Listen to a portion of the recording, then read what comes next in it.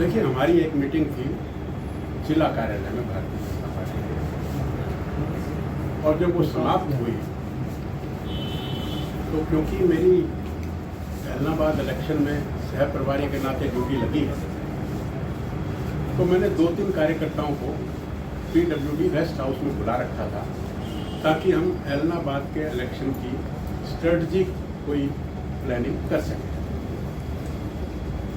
तो मैं सीधा वहां से PWD रेस्ट हाउस चल गया, और जब रेस्ट हाउस गया तो जो मेन हॉल था उसको ताला लगा हुआ था। मैंने कहा भाई इसको खोलो, तो वहाँ के जो PWD रेस्ट हाउस के जो कर्मचारी थे उन्होंने कहा कि ये गवर्नर साहब के लिए बुक है।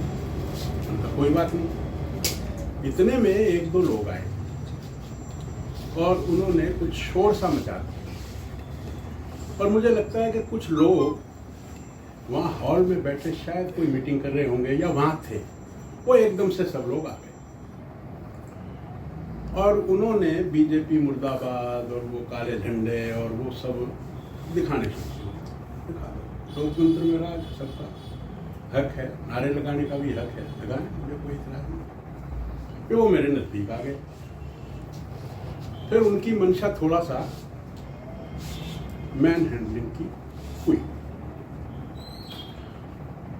तो वो तरह तरह की बातें जो कि ऑडिबल नहीं थी क्योंकि शोर बहुत था। मैंने कहा देखो भाई, आराम से अगर किसी ने बात करनी है तो मैं बात करने के लिए तैयार हूँ, और ऐसे हुड़दंगबाजी और इस तरह से अगर आप ये सोचोगे कि मैं अकेला हूँ और आप मेरे साथ बदतमीजी करोगे तो ये बर्दाश्त नहीं।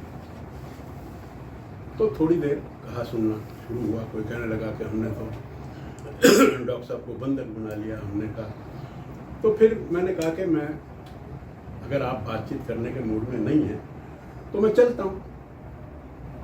जाने नहीं देंगे जी। मैं कहा ऐसे कैसे रोकेंगे आप मैन हैंडलिंग करेंगे, आप कोई शिष्टाचार तो रखेंगे कि नहीं रखेंगे। तो मैंने कहा अगर आपने बात करनी है तो बाकी सब बैठ जाओ, एक आदमी खड़ा रहे, वो मेरे से बातचीत करे, मैं उसकी बात का जवाब दूँ। लेकिन ना तो वो बैठे, कहने लगे कि जी हॉल में आ जाओ। मैंने कहा हॉल में आने की क्या बात है।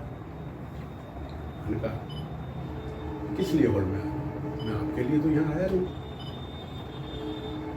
तो फिर उनमें से कोई सज्जन आदमी थे, उन्होंने कहा कि जी एक कमरे में बैठकर हम 2 आदमी आपसे बात कर रहे थे। मैं उनसे कोई इतराज नहीं।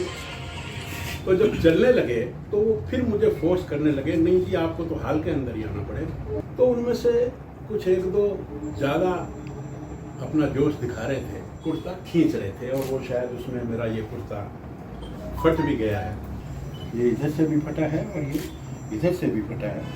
मैंने उनको कहा, मैंने कहा भाई आगे से फाड़ने में शर्म आती है क्या, आप तो मेरे कपड़े भी चोरी से फाड़ रहे हो। मैंने कहा हौसला रखो, दम रखो। तो फिर उनमें से 2-3 आदमी कहने लगे कि जी हम बैठ कर बात करते हैं। तो मैं कमरे में बैठ गया।